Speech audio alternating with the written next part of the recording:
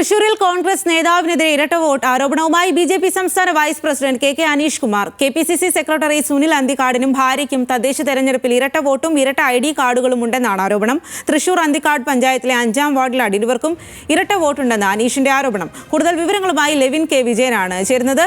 Levin, എന്താണിപ്പോൾ ആരോപണമായി ഉയരുന്നത്?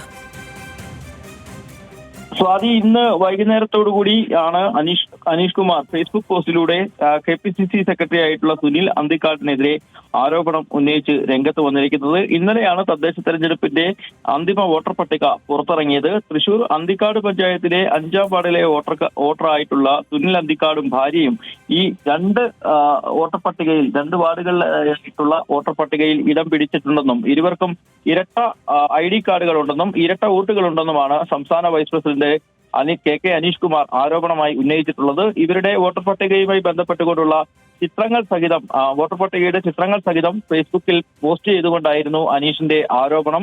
ഈ രണ്ടു പേർക്കും സുനിൽ അന്തിക്കാടിനും ഭാര്യയ്ക്കും രണ്ട് സ്ഥലങ്ങളിലായുള്ള ക്രമ നമ്പർ പ്രകാരമുള്ള വോട്ടർ പട്ടികയിൽ വ്യത്യസ്തങ്ങളായ വയസ്സുകളും ഇത്തരത്തിൽ രേഖപ്പെടുത്തിയിട്ടുണ്ടെന്നും ഇതിനെതിരെ അനിലക്കരയ്ക്കോ TN പ്രതാപനോ പരാതി നൽകേണ്ടതില്ലേ എന്നുള്ള ചോദ്യവും പരിഹാസവും ഉന്നയിച്ചുകൊണ്ടായിരുന്നു അനീഷ് കുമാറിന്റേതായിട്ടുള്ള ഫേസ്ബുക്ക് പോസ്റ്റും ആരോപണവും. ഇത് സംബന്ധിച്ച് സുനിൽ അന്തിക്കാട് കോൺഗ്രസ് നേതാക്കളോ ഇതുവരെയും പ്രതികരിച്ചിട്ടില്ല. ഇന്ന് സുരേഷ് ഗോപിയുടെ തദ്ദേശ തെരഞ്ഞെടുപ്പ്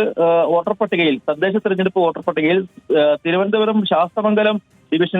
കോർപ്പറേഷനിലെ ശാസ്തമംഗലം ഡിവിഷനിലെ സ്ഥിരം താമസക്കാരനാണ് സുരേഷ് ഗോപിയും കുടുംബാംഗങ്ങളും എന്ന് വ്യക്തമാക്കുന്ന രേഖ AICC അംഗം അനിലക്കര പുറത്തുവിട്ടിരുന്നു. ഇതിന് മറുപടി എന്നുള്ള നിലയിലായിരുന്നു ഈ അനീഷ് കുമാറിന്റെ ഈ കോൺഗ്രസ് നേതാവിനെതിരെയുള്ള പോസ്റ്റും ആരോപണവും.